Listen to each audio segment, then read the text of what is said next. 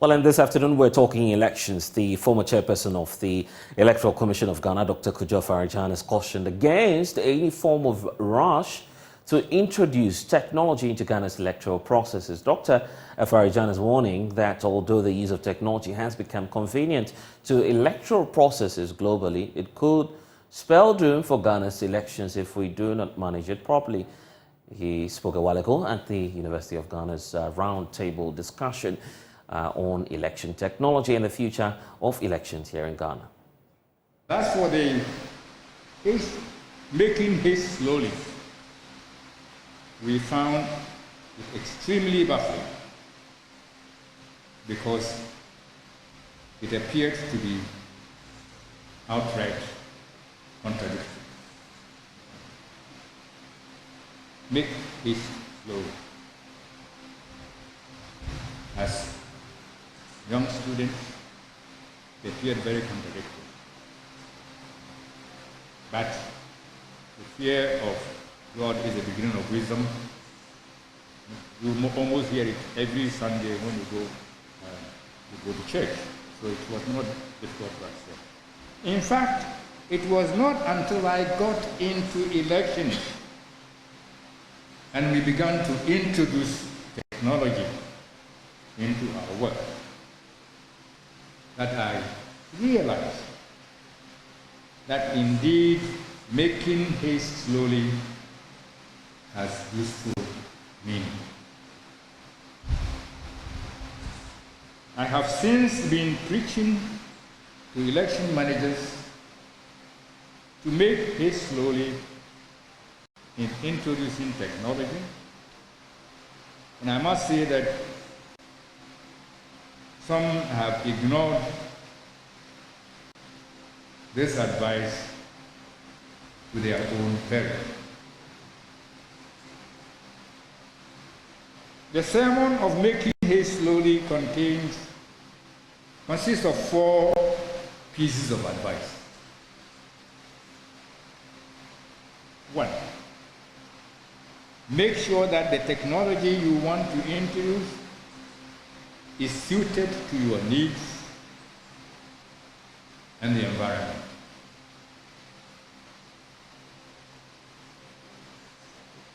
2, if you take one step in adopting technology, firmly consolidate that step before you take the next step. 3, if the technology is to be used by voters, make sure it is simple and straightforward for them to use.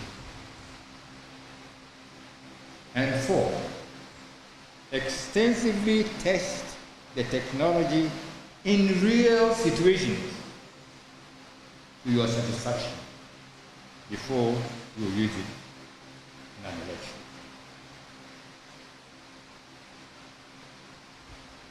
These together form what I have been preaching to election administrators. Well, let me bring in one man who was there when the roundtable was conducted earlier today. In fact, Dr. Kwame Asante belongs to the Political Science Department of the University of Ghana that organized the roundtable earlier today. Doc, thank you for spending some time with us here today. We know that the parties are beginning to react to these concerns, but some are equally saying that the caution from Dr. Afari-Djan is simply because of the timeline or the era in which he performed his duties as Ghana's Electoral Commissioner. This was a time when technology wasn't as high as, of course, you would expect, given the circumstances at the time in Ghana's democracy. But now things have evolved. Why not embrace wholeheartedly the idea of including technology in our elections? Yeah, thank you, Blessed. I'm not sure that Dr. Afari-Djan is not doesn't support technology. No, he does. But what he's saying that, yes, much as we want to make use of technology, we must as well be cautious not to leave everything to technology and support it hand in hand with, manual, if you like. It makes a lot of sense because if you look at our part of the world, particularly this country, even though we are going digital, we are doing a lot of technological stuff, but how many people are involved? There are people who don't have the opportunity, they have never had opportunity to be in school to know how these things work. They are integral part of the society. There are rural areas where even people are ready to use technology, but access to send technology there is problematic. There are a lot of technical challenges that affect the full implementation of a technology program. So I think his statement was to that effect, that we should be mindful of this. Because in an election, the least that you do, you either disenfranchise people or you are going to, allow people undue advantage. And that doesn't augur or doesn't bode well for a democracy, which needs to be what? Free, fair, and then out of controversies. So I think his call was nothing but an apt description of the situation, which we must reflect on and then incorporate into the body politic if we want to manage election and manage it successfully. And roughly 16 to 18 months for the next elections. Many are wondering what sort of reforms the Electoral Commission would have to put up, and technology would definitely come up. We saw the last intervention at the regional coalition centers, and now obviously the EC would want to scale up its involvement of technology just to promote transparency and also the coalition of the results. You know the science about this. Why should we be worried when it comes to IT and elections? Is there any peculiar reason? The reason, there are a number of factors that explain this. One is that not all of us in this country are technologically or technology compliant. There are people who have next to nothing in terms of knowledge about technology, and they are part and parcel of the voting public. Once you introduce a system and they have no idea, it is similar to saying that you have excluded them. But let us remember that you are talking about what? Everybody taking part in an election, provided the law allows you to do that. Two, we are talking about a situation where if somebody have no full knowledge of technology, it can compromise the election and it can go in favor of another person as against others. So all these things are important factors that really bring out the fear in people. Three is that anything that raises an eyebrow obviously undermines the democratic fortunes, and people will stand up against such a system. So all in all, you want a system that is easy to operate, a system that people can follow and follow through, a system that brings everybody on board so that nobody is disenfranchised at the end of the day. So that is basically the worry of everybody who believe in democracy and want to be careful that even though we want to go technological, we want to hasten slowly. We can't be flippant about issues such as the use of the Ghana card, even in the registration process. The Electoral Commission may be considering, once the parliamentary approval is given for a continuous registration exercise, it needs to harmonize its data as well. These are peripheral matters that equally have something to do about technology. The EC has to be mindful, correct? Yes.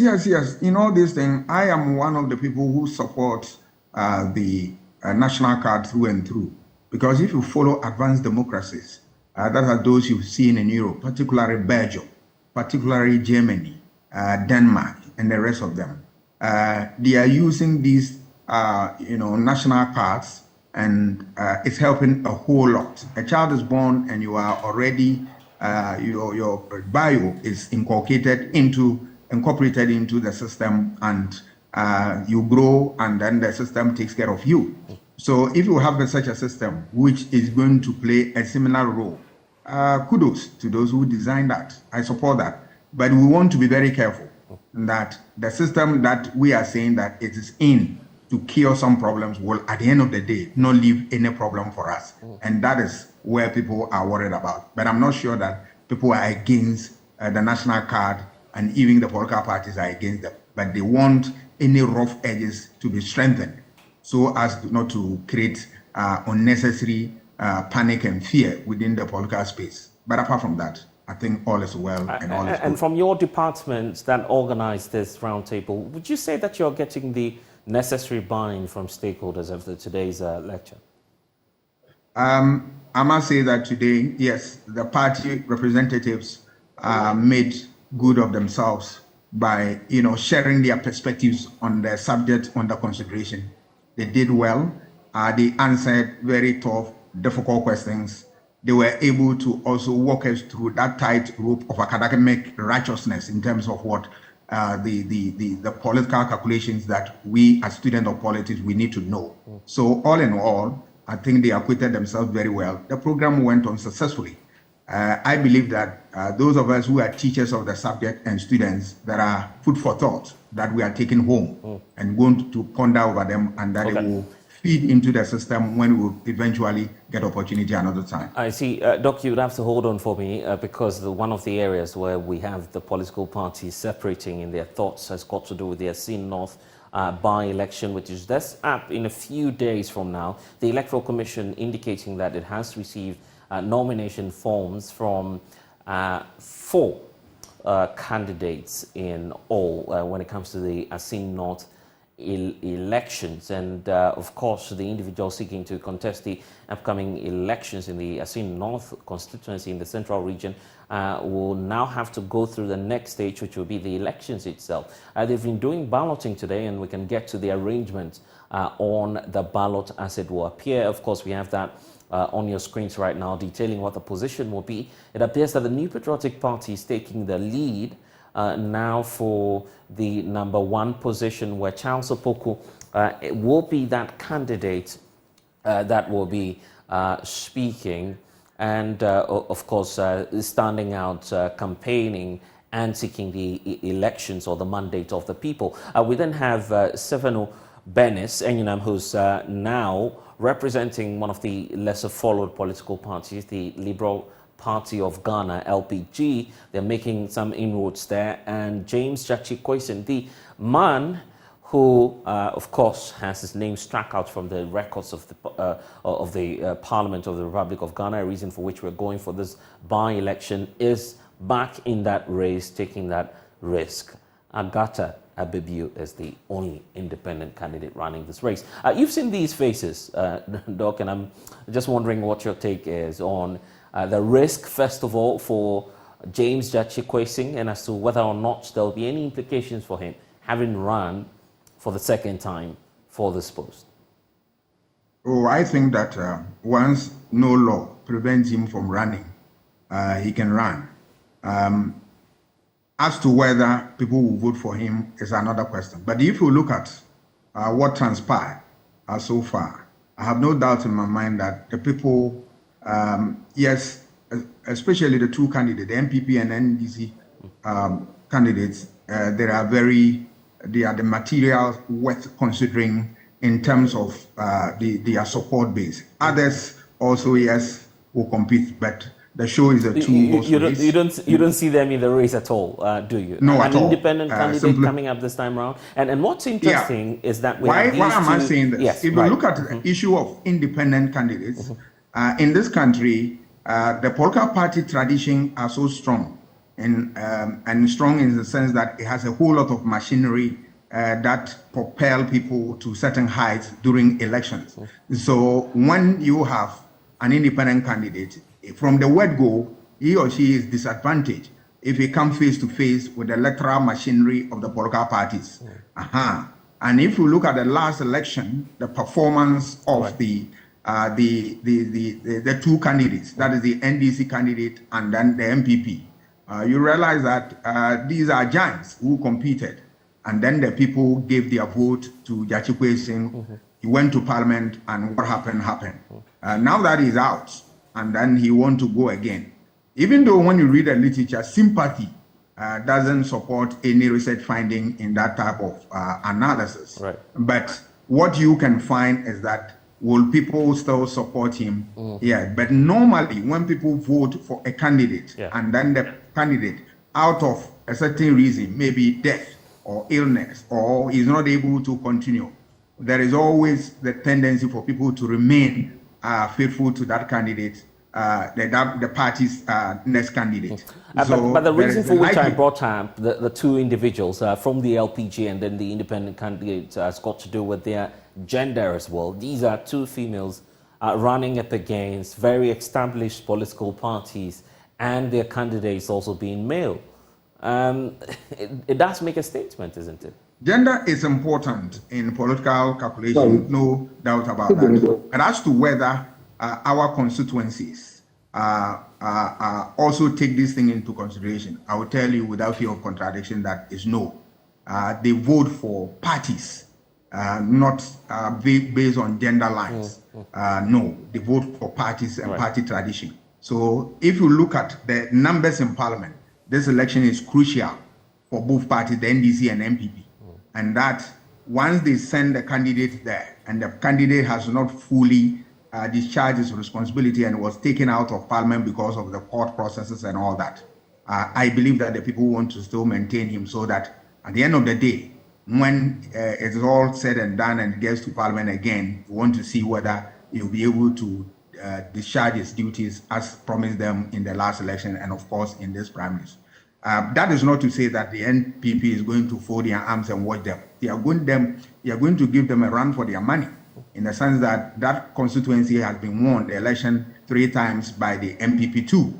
So there are no minus in the game. It's going to be a very interesting one. But I believe that Jachik Kwesing has a little edge over the MPP candidate. Okay, I get that. But then for Charles Opoko, who's the candidate of the New Patriotic Party, he's coming from the same base as James Jachik Kwesing. That may trouble him, because looking at the dynamics, that gave him the electoral victory in the last elections. That vote or that area may be split this time around.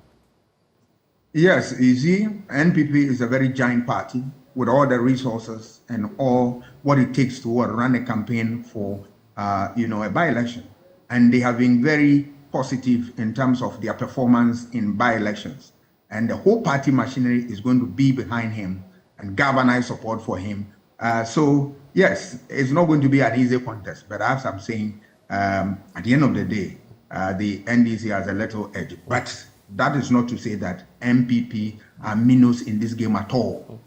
They are going to go there, and then in terms of the numbers that they need in parliament, they want to put up their best, because if NDC is to maintain this seat again, then you know the dynamics in parliament, and that is what MPP is going to work against. Incumbency advantage, a crucial factor in this conversation, isn't it? Incumbency has been an important factor in election, but at the end of the day, whoever wins, wins. I believe that a lot of homework will either confirm this theory or deny. But I always believe that incumbency have very little advantage. Otherwise, people who have been in power will never lose election. But they've been losing election easily, all right? So here, a lot of things, incumbency. What is the incumbency advantage here? MPP is in office. But what is it that they can, show to the people in terms of things that will influence voter choices? Then you are talking about what? The factors that influence voter choices. You are talking about the economy. Ascent North, they are also part and parcel of the economic situation we find ourselves. As improve, their lives improve and all that. It is one factor that electorate consider, and they are going to what?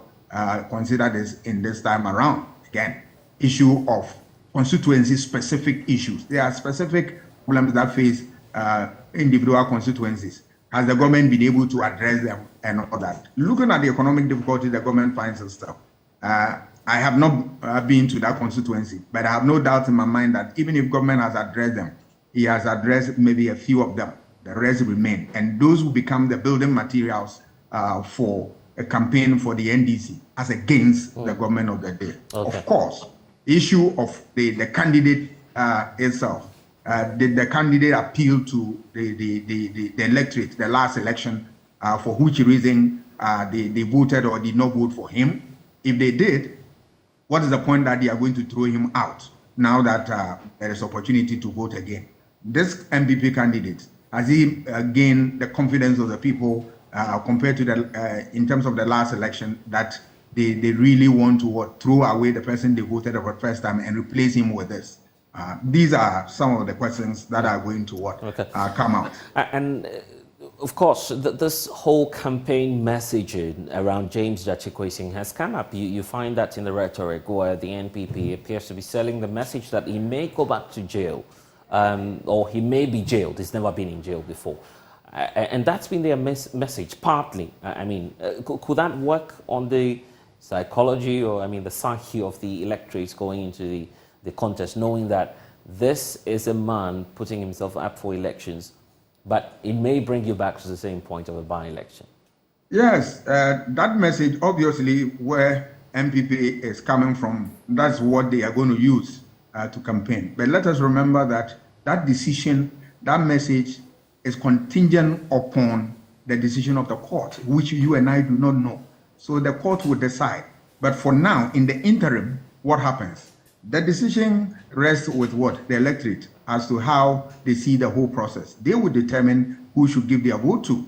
But the court will obviously come out with a verdict that will stand the test of time on this matter. But obviously, from a political communication perspective, you cannot, MPP will definitely use that for campaign. But there's somebody that they have also put into office, and they did not see the end of his tenure. There is, if you read the literature, there is always the tendency for people to give their vote to, so that he can go and continue from where he left off through accident or through any problem that befell on him.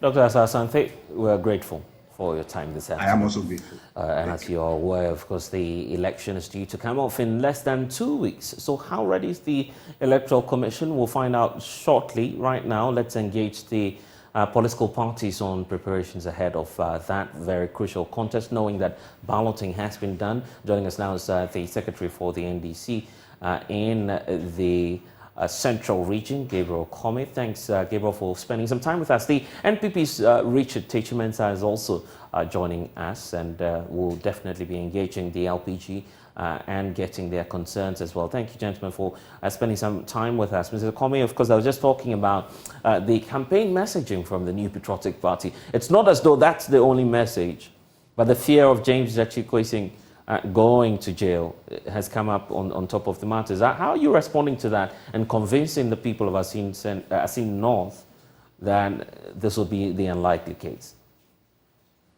Yeah, thank you very much, my brother. Good afternoon to your viewers and to the multimedia family. Let me first of all send warm compliments and felicitation to all your viewers, and particularly the NDC family, and to all Ghanaians who are watching this program.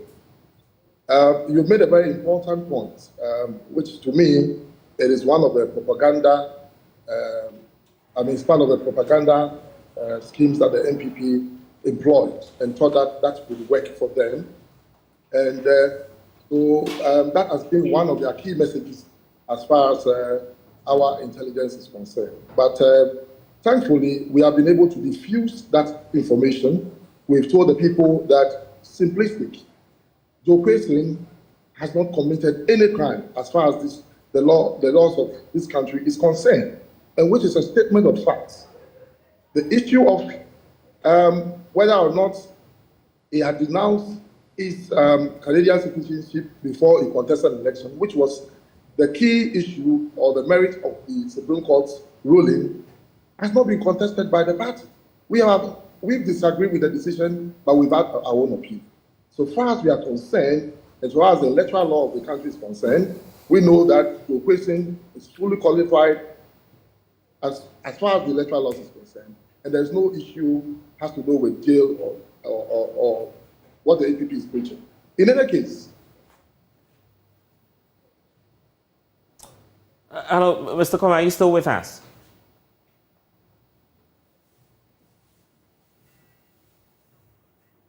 It appears we've lost Mr. Kwame. Let's get to the others joining us now. Joining us, and Jerry, if you're with us, of course, Richard Techi is also from the NPP side.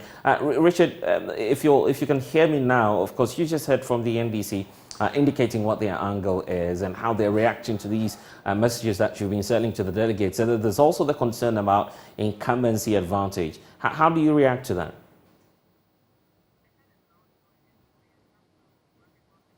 We seem to be having some challenges connecting with them. Of course, just gone by as the NDC sharing their issue about the readiness ahead of the elections, the by-election actually, which is happening on June 27. James Jachi Kwesian will be facing stiff opposition from the New Patriotic Party again, and two other individuals are joining, women, very significant point to note, one being an independent candidate and the other joining in on the ticket of the LPG. Richard Techi is joining us. Richard, thank you for your time. I was just talking about the fact that the NDC's Kwame was pointing out that they are seriously tackling you on the grounds, but yet you're determined to reclaim the Asin North seat.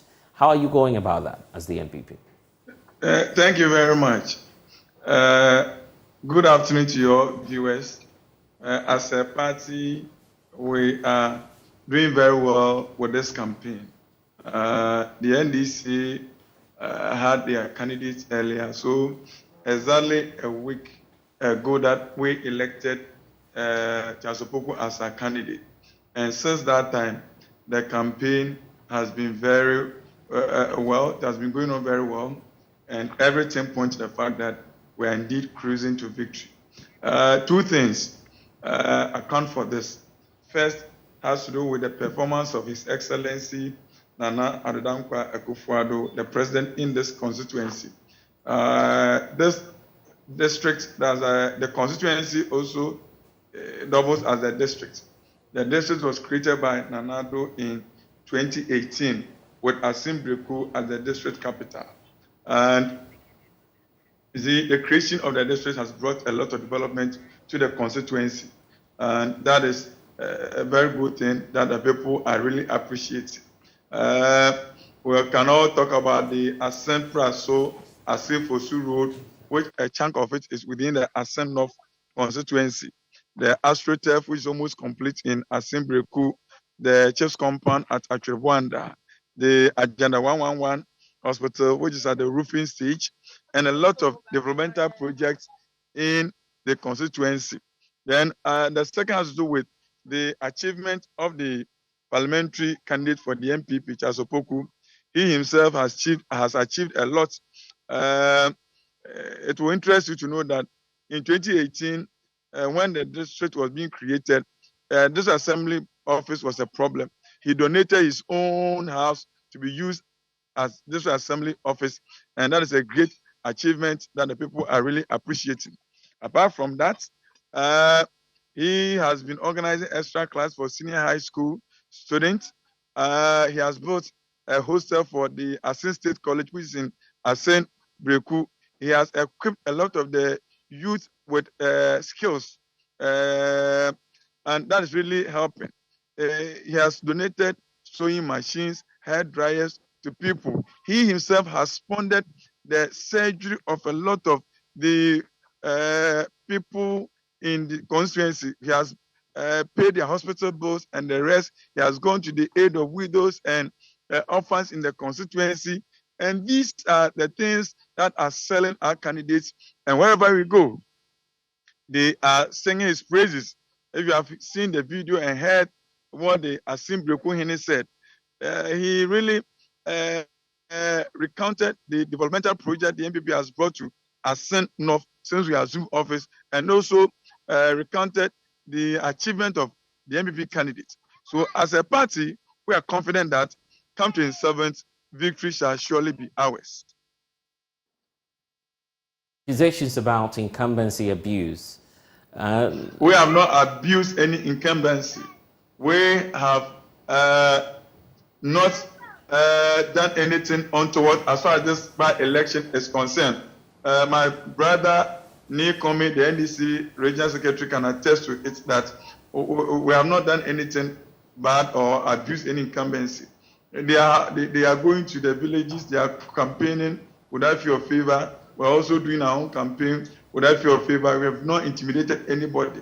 A level playing field has been created in the constituency. We are selling our candidates. So we have not done anything bad. Just that the people are going to reject the NDC based on their poor performance, based on the bad candidate they are presenting. See, the people are also annoyed that this is a party which came to lie to them in 2020 that their candidate wasn't a dual citizen. Now it has turned out that he was a dual citizen, and therefore he was not candid, he was not frank with the people. And for the NDC to come and apologize to them and ask for forgiveness, they are rather adding insult to injury or salt to injury, where they are insulting on top by presenting the same candidate who came to lie to them, who was not candid with them. And that's also a factor. So the people are really annoyed, and they are going to punish the NDC for that. One thing I want to place on record is that for the MPP candidate, he can relate with the people. He has stayed in this constituency, especially at Simbreku. He drinks their water, he eats their food, he sleeps in the community, and they know Chasopoku from infancy to where he is now. But as for the NDC candidate, Yachikwesi, for over 40 years, he has been staying outside the country, and they cannot attest to one thing that he has done for them in the constituency. But as for Chasopoku, the love is really organic. They can relate with him. They know where he stays. They know his house. When he comes into the constituency of Breku, they know his house.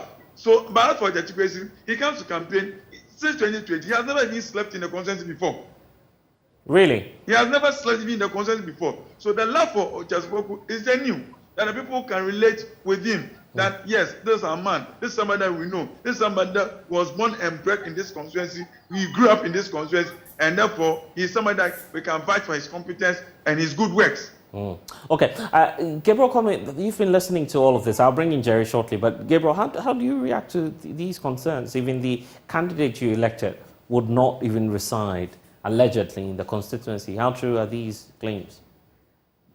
I think that it's easier said by my brother, Richard Kitchenis, from the LGBT side. Let me say that what he just said was a lie. It is a lie, and it is not true. That is total falsehood. Joe Person resides in the constituency. In fact, the good people of Asin North knows where Joe Person's house is in the constituency. In fact, Joe Person's father was a former, DC of the constituency, who has brought so much development to the constituency, even, at the time when the constituency was one constituency. Joe Person himself resides in Asin Breku, and the constituency people knows where the person stays. So that is a lie. It is also not true that the people have rejected our candidates. As a matter of fact, the people themselves were part of the decision of retaining the person as a candidate, because we conducted our feasibility studies, we engaged the people, and then the people themselves overwhelmingly said to us that they believe in democracy. Because remember, the constituency was created or demarcated in 2012, and in that election in 2012, the NDC won the seat for the first time. Unfortunately, some things went wrong, and not by our fault, but by some other issue that happened. You know what happened in 2016? We lost the constituency to the MPP. But in 2020, when democracy emerged as a candidate for the NDC, the people voted for democracy. And let me emphasize that in that election in 2020, democracy had more votes than Nado and President John Dramani Mahama put together. He had about 3,100 votes.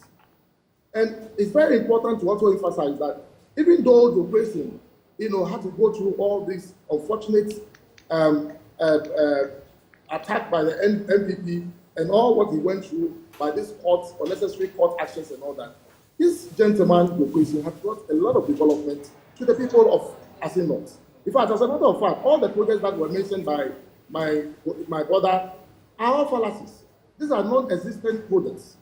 but by his own initiative as an MP, who couldn't even get an opportunity to even have the peace of mind to sit in Parliament, he's provided a lot of projects in the area of health, in the area of education, in the area of infrastructure, even human capital development. The people can attest to it.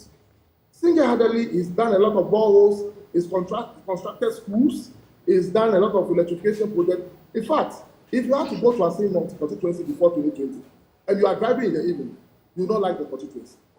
Even on the roads, very deprived roads, until we had these by-elections that the NPP began to rush to try and make certain interventions by way of providing some projects for people, which in any case is not, in any case, it's a project that they are doing just for these by-elections, which we know that after the by-elections, they will just pack their people.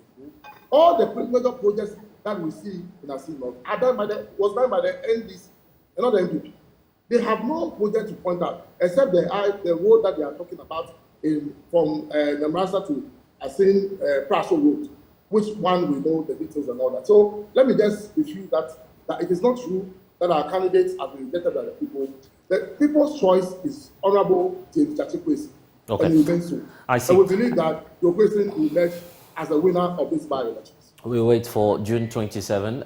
Jerry is also on with us because in this whole race, we're seeing the emergence of at least one of the lesser followed political parties. The LPG is in the race, fielding a woman aside the independent candidate. Jerry, let's talk about your candidate and why the LPG has decided to go into this race, which is now being predicted to be a two-way affair between the NPP and the National Democratic Congress. Why are you fielding your candidates, by the way?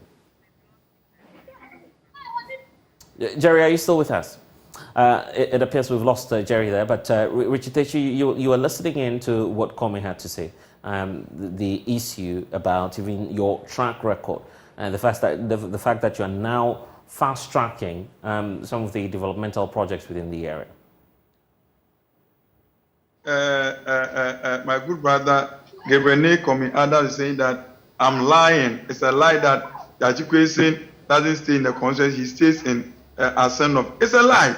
It looks as if Ni is not on top of issues. Look, Chachikwesi's father stays in Atonsu in Asen Central, Asin Fosu, and that is not in Asen North. All the way from Fosu, you will pass by Biaso, pass by Grofiedu. The last time for Asin Center is Aponse. Before you enter Enga, don't just send off. So somebody staying between Asin Fosu and Asin Edubiase, it's not Asin off. Yeah, but you know there's a history. There's a history to the area. Obviously, because of the demographics now, you would not expect it to be I made a statement that it was in the past. Chachikwesi doesn't stay in Asen North. I get your point. And that is a fact. Yes, I get your point. Asen North. Yeah. And last Sunday, we crashed at Asin Breku Methodist Church. And he said that it was his father who roofed Asin Atonsu Methodist Church. He couldn't even point to a project in Asin North. Just hold on for me. Richard. And as I speak, we all know Charles Opoku's house in Asin Breku, that even the NDC has gone to put Chachikwesi's poster on it. Okay. It's a fact. Richard, here's what I want us to do. I want us to hold on. Let's break down the issues. I get the point about James Chachikwesi being resident or not. At least you were the ones defending, for instance, the Electoral Commission when the whole issue about being a resident in a constituency or having lived there came up. You said that it was basically not a challenge and that the constituency... No, but I'm not saying that. I didn't say because I get that point. I get that point. I haven't said that. Yes. I know you are taking me out of... I haven't said that. I'm not taking you out of context. So just hold on for me. Yes. I am saying that people can relate with Asopoku. People can attest to the fact that he has lived with them, he drinks their water, he eats their food, and then he understands their problems better, and he can represent them better. That's what I'm telling you. Okay, I get that. Let's bring in Jerry also. Just hold on for me. Richard, just hold on. I'll get to you shortly. Let's hear from the LPG as well. They are also in the race. Let's give them a chance. Jerry, you are fielding a female candidate. I was just asking earlier why you've decided to do so, and now that the race is largely between the NDC and the NPP, as experts are saying, how do you intend to make an inroad? Okay. We've lost Jerry also there. He speaks for the LPG. In fact, he's the General Secretary of the party there. Unfortunately, we've lost him. So he's out of the conversation. Okay, so back to you, Richard. You are about building your point there. That I mentioned are fallacies or lies.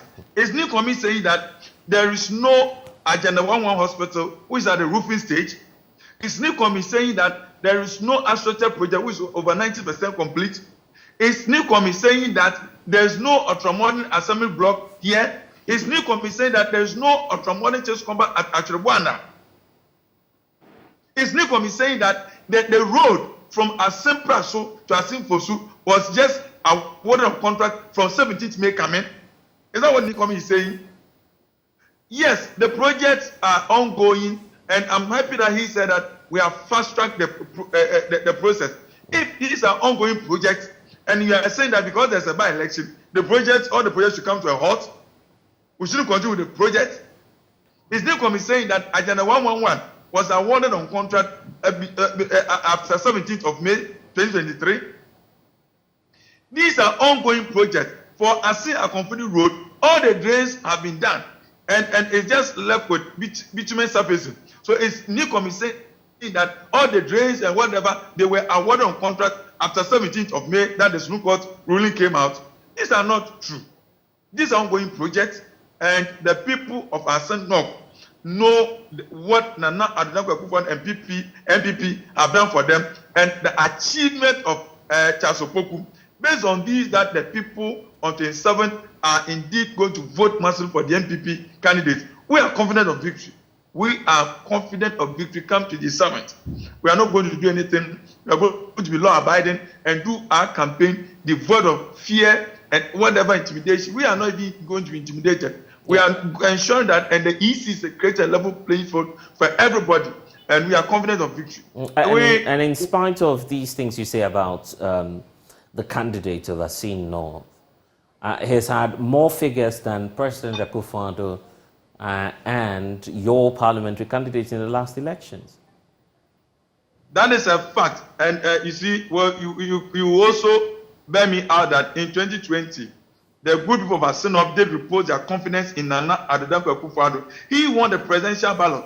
It was a parliamentary ballot that, due to local issues, we lost to the NEC, to Yachikwesi. But after 2020, we've gone to the drawing board, and all those local issues have been addressed. And going to this by-election, those issues which resulted in our loss are no more there. So it tells you how come the MPP has become very attractive and vibrant in the consensus for this by-election. Okay, Nico, Richard, let me go to yes, comment. There are MPP people who, for one or two reasons, were picked and they voted for the NDC candidate, but voted for another. This time, that thing is not there. They are not going to have to vote for NDC candidate. Right. They will vote for MPP candidates. Right, Komi, you've been listening to the comments. Yes, my brother, I'm so surprised that my brother, at this age of time, is still engaging in, unnecessary propaganda. The facts are very clear. The facts are undisputable. What we are saying is that this is a candidate that the people repose, confidence in, and voted massively. And this is a candidate massively for him. And we are referring to our candidates, who is the choice of the people. In fact, the people endorsed our candidates in 2020. Like I mentioned earlier, the people who voted for Joe Kwesi are still the very people who are going to vote in these by-elections. They gave Joe Kwesi more votes than our candidates, His Excellency John Dramani, and even more than Akufo-Addo. The same people are still alive. The same people are saying that we believe in Joe Kwesi. But the conditions are not the same. Those conditions are which they voted in 2020 do not persist. Can you allow me to make a point? Please, respectfully. What I'm saying is that our candidate is the choice of the people because that is evident in the 2020 results. The 2020 results, as I clearly explained, our candidate had more votes than the NPP presidential candidates and even our own presidential candidates in that election. Nothing has changed. This is a candidate who won elections on merit overwhelmingly, went to parliament. The NPP used some dubious scandalous, fraudulent. We never use any debate. It is the law. It is the law. Don't interject me. You know you are losing the debate. Don't interject me. Let me make a point. Very important. The good people of Ghana, particularly the good people of Asin North constituency, knows what has happened because they have seen it all. They know what exactly has happened up to today. What we are saying is very simple. Our message is that the people of Asin North, they know Honorable Joe, they know what he has done. His personal initiative has led to brighten every corner in Asin North. Because Asin North, before he met as MP, was in basic needs, please don't interject me, please, respectfully. Basic needs such as school desks, even schools that were under trees, schools that were in vulnerable states. This is a gentleman with own resources to renovate those schools. He's done a lot of health projects. He's done a lot of projects that time will not allow me to mention. But what I'm saying is that the people know that, but for this issue, but for the challenges that Joe had, he would have done better. And even the letters Joe has done for them, they appreciate it. What the people are telling us is that they are ready to take all the money that the MP is going around sharing, all Hey, you are talking about sharing things. I can put videos on for you. We have not shared anything. Honorable James, that's a question. In fact, I can tell you that what things that you are sharing is just an expression of fear and panic. Because they rightly know that there's no way they can win this sharing we things have gathered credible intelligence. That's why they are not even campaigning because of the conference. Come to Asin North right now, and you realize that the NPP is not even campaigning. They are just moving and doing fanfare, money, and assuring people of building houses for them, assuring people of providing them. Well, here's the thing. Richard Techi, you would have to just hold on. Comey, just hold on. Comey, just hold on for me. Comey, just hold on for me. Richard Techi, you'd have to hold on. Let's get the argument Mr. Comey is making, and then I'll get to yeah, I get that, but just hold on. Let's listen to him. Yes. So we are saying that we have engaged in a very effective campaign. We have a very cohesive campaign. We've done house to house, we've done church to church, we've done mosque to mosque, we've done ghetto to ghetto, we've engaged the chiefs, we've engaged the key stakeholders in the constituency. As I speak to you now, the people themselves are coming to us. That is very worthy and interesting to note. That we are not even going to the people as now. The people themselves are coming to us. They are telling us what exactly we can do to protect the balance. What the people of Asin North are interested in is not even about voting. Because as I speak to you, they have already decided that it is the NDC and no other party. In fact, they are going to reject the NPP than ever before because they have seen the deception of the NPP. I can assure you that the good people of Asin North are with us. The constituency has about 200 plus communities. I can assure you, and we have about 99 police stations. Is it why you are laughing? You don't even believe what they are saying. We are expecting anything not less than 70% in this election. If you have to decline, we are going to win this election overwhelmingly. 65% or more, 70% less. And we believe that the people are on our side because they've seen the light. They've read between the deception and the realism. The realism is that we have presented a candidate to them, a candidate who is real, who has been with them from the inception of the constituency to now. A candidate who has a track record, whose parents have contributed significantly. The family in entirety has contributed enormously to the development of the constituency. That is the candidate we have provided. A candidate who is a very honest person, doesn't believe in lies or deception. A candidate who says yes and yes is yes, who walks his talk. This candidate for the MPP. Okay, let's I get the point. And what the people are asking is that if you do not even vote in the constituency, then what are you telling us? You are telling us I get that. Okay. You don't believe in the constituency. So, gentlemen, let's give way. My friend, gentlemen, just hold on. Has done this and that and that. Right. I can tell you that all these things are packaged lies, and it's part of their propaganda. Okay. Let's give way to the LPG as well. They're also in the race. Jerry, let's try one more time. Jerry, also, can you hear me? Yes, I can hear you. Yes, we lost you earlier on. We keep having this banter between the NDC and the MPP. I'm just wondering where you're situating your candidate now, looking at the state. Currently, I just left a village called Subrico. It's a large town.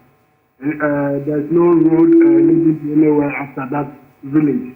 And as I speak to you, I don't know the last person who spoke, but as I speak to you, the NDC has 2 pickups and 1 Land Cruiser SUV distributing agro products and Wellington boots and cutlasses. They are giving that for free, I guess. I mean, they have a list that goes.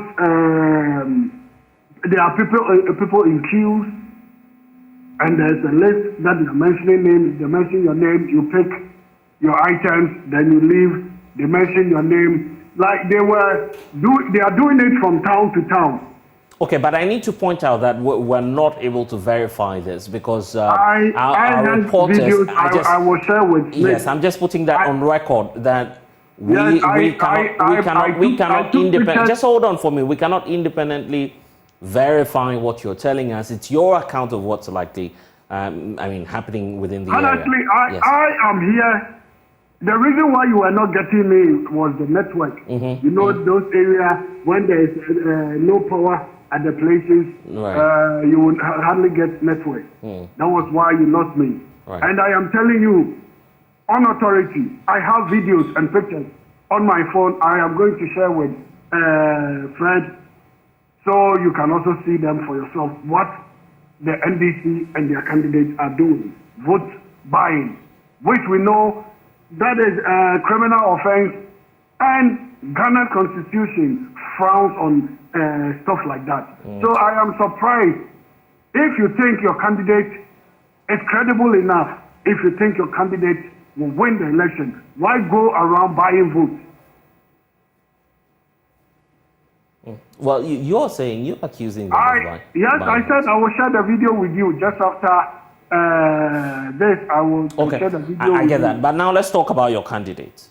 Yes, Bennett Enyonam Sefenu is also with a team doing their house to house, telling people what they have for them. She hails from the Volta region, but has lived here with her family for more than 15 years. She has 6 kids with a gentleman who is also a native from where they live now, called Akonfode in Ate North. Are you sure she would make an impact in this election? She will win the election. I'm surprised you are saying impact. Fred, everybody is talking about being tired of MPP and NDC. And what I just witnessed is nothing good to talk about. If we want development, why should we pay people to vote for us so we can work for them? Okay. Where does this happen? I need a job. I know you went job hunting. When you were going to get yourself a job, did you pay people so they could employ you? These candidates that are going around campaigning, everybody is asking for a job. So why will people pay people before they are giving jobs? Okay. It is something we have to educate our people about. All right. Cherry also is the General Secretary of the Liberal People's Party of Ghana. Liberal Party of Ghana. Liberal Party of Ghana joining us in this conversation. Unfortunately, we've run out of time. So thank you, Kome and Richard Techi, for joining us from the NDC and the MPP. We're taking a break here on The Pulse. When we get back, we'll bring you some more stories.